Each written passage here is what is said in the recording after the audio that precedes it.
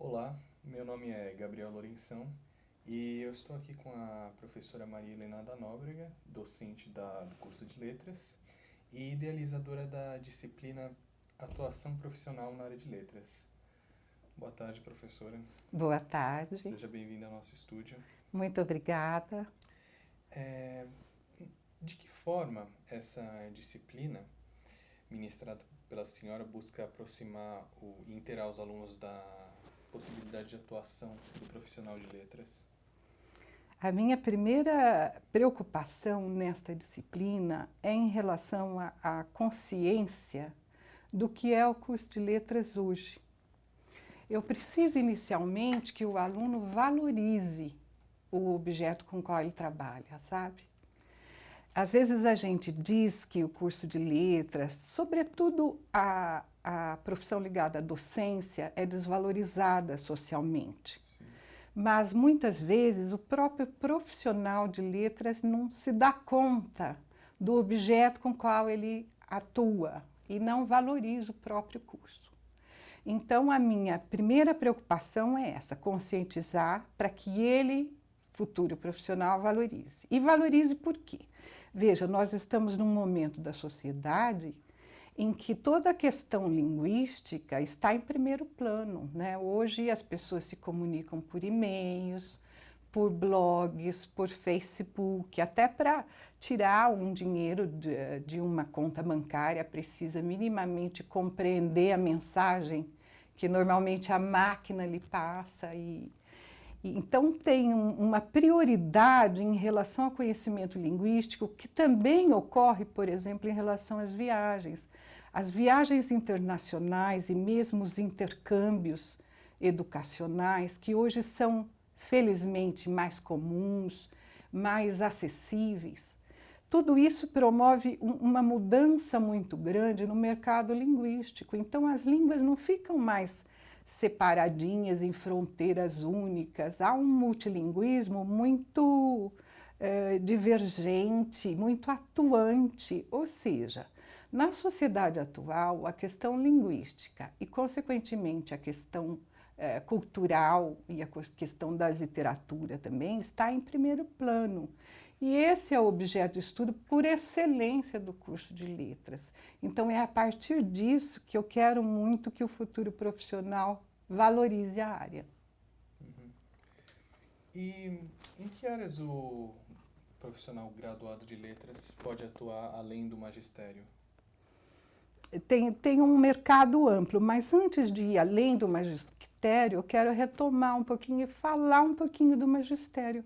Porque normalmente as pessoas pensam no magistério só ligado ao ensino médio e ensino fundamental e médio. E também ligam essas duas possibilidades no mercado não privado, mas público. E junto com isso já pensam, vai ganhar pouco.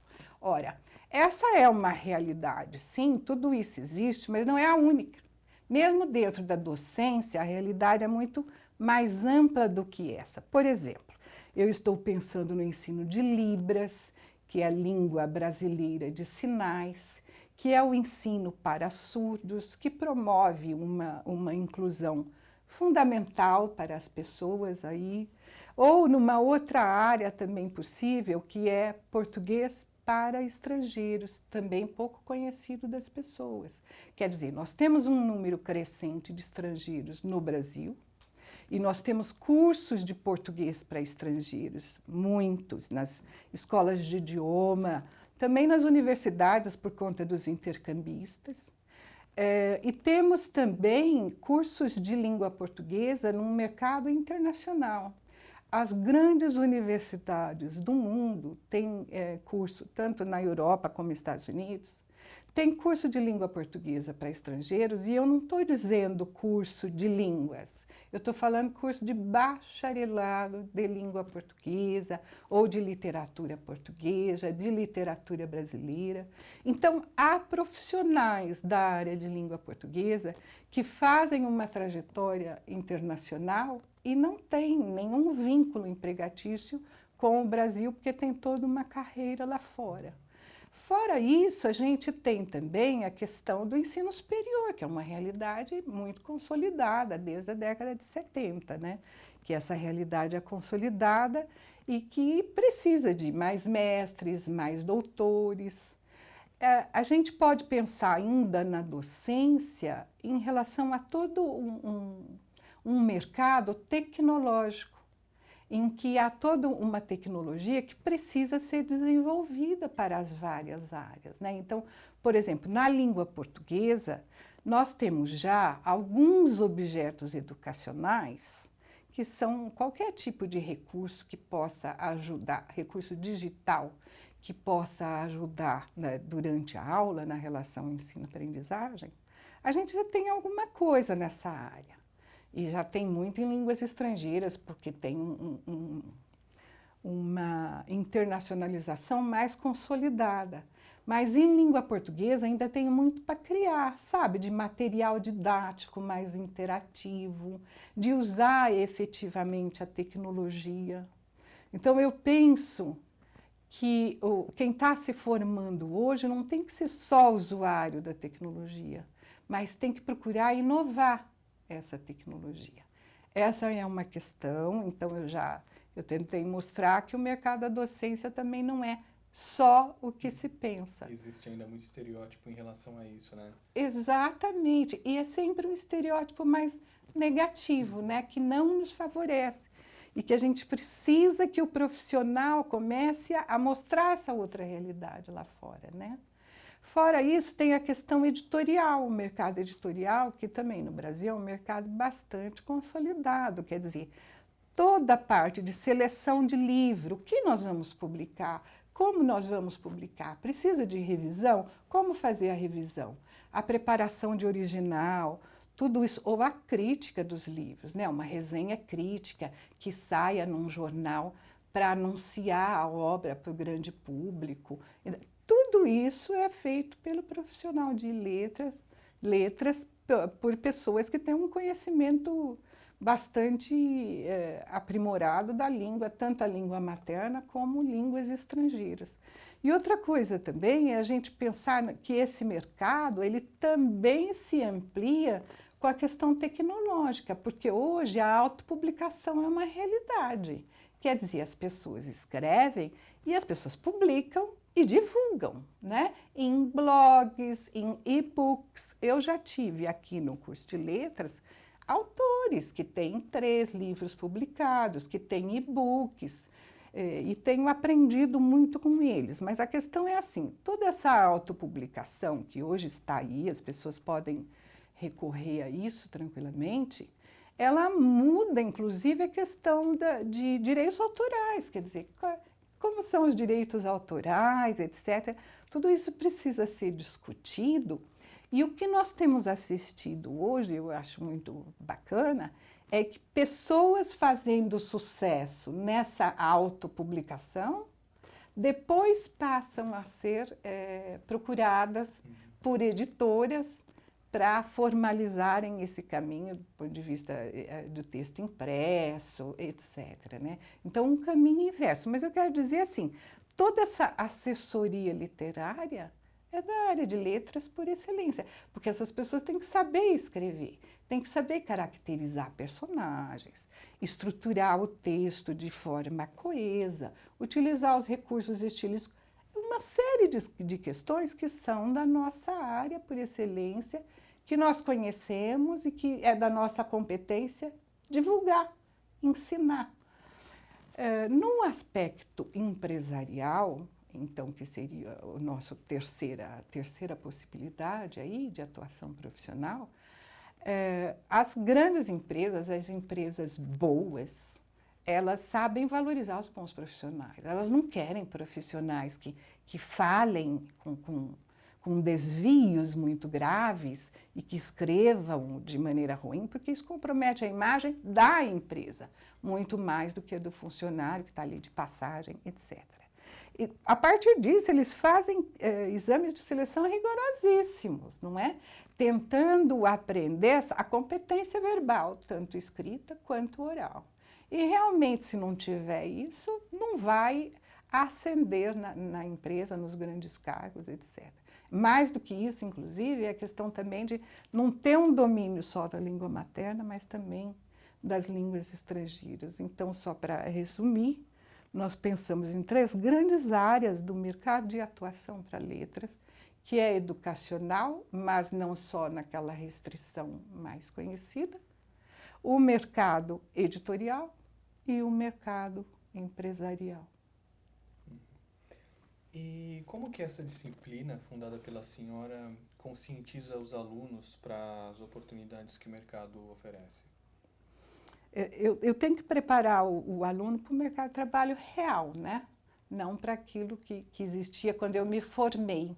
E é muito difícil hoje a gente fazer essa análise prospectiva, porque a gente não sabe como vai ser o mercado daqui a 5 anos, né? As mudanças estão cada vez mais rápidas, etc. A partir disso, eu digo assim para os meus alunos, olha, vai ser muito bom se você conseguir desenvolver um espírito empreendedor dentro desse curso, sabe? Que você consiga observar tendências de mercado, quer dizer, mantendo-se sempre atualizado do que está acontecendo, etc. Observando as tendências de mercado e conseguir, a partir daí, descobrir alguns nichos. Nossa, falta tal coisa. Ah, eu poderia criar tal coisa. Em primeiro lugar, o aluno deve fazer uma autoanálise que o leve a um autoconhecimento mínimo. Quer dizer, não tem como a gente escolher uma profissão sem ter um autoconhecimento mínimo de si mesmo. Ainda que isso vá mudando ao longo da vida, e de fato vai, a gente não é uma coisa só, felizmente, mas ele deve pensar assim, quais são os interesses, analisar a própria personalidade, o que lhe interessa efetivamente, o que ele gosta. E isso, veja, é um percurso individual. Essa resposta não depende de nenhum professor, de nenhuma disciplina, de nada disso. É ele que tem que analisar as próprias aptidões.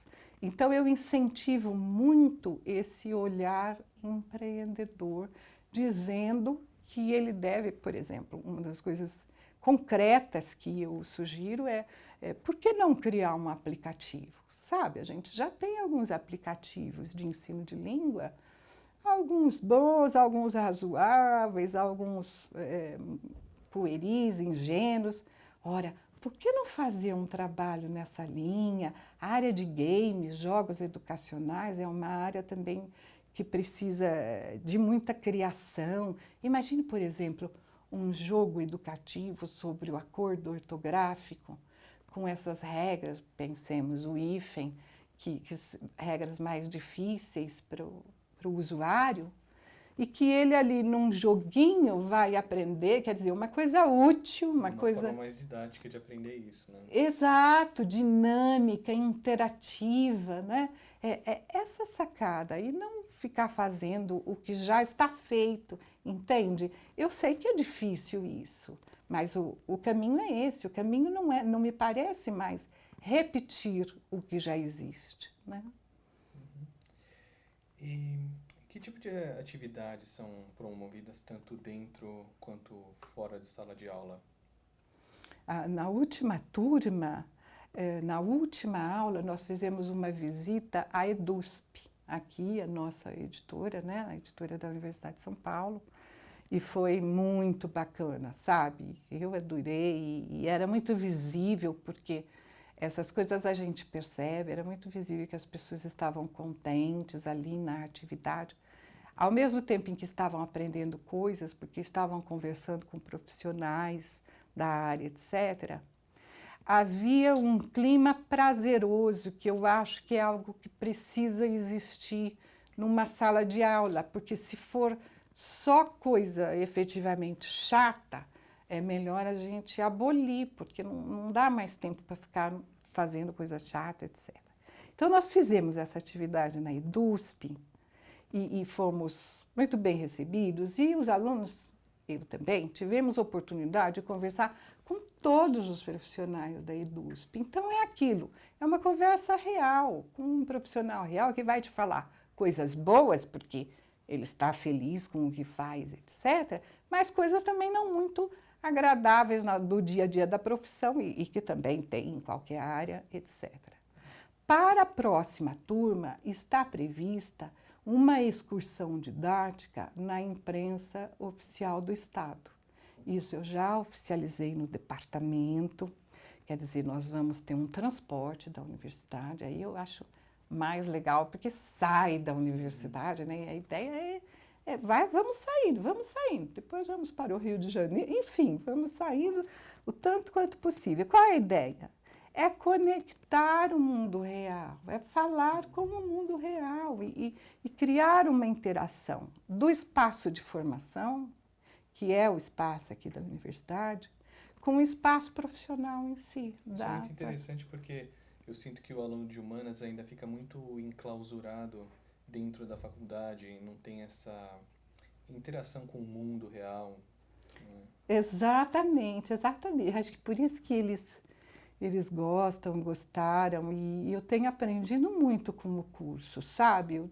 Eu acho que eu tenho uma tendência a lidar com essas coisas novas, mas que também a gente vai sempre aprendendo, inclusive por isso, porque os alunos que têm vindo para a disciplina, muitos deles não são assim, alunos completamente despreparados, não, ao contrário, eles têm uma formação, alguns são escritores, alguns já trabalharam nas grandes empresas, sabe? Então tem sido uma troca muito positiva, sobretudo nesse sentido de resgatar a autoconfiança. Sem isso você não forma um profissional.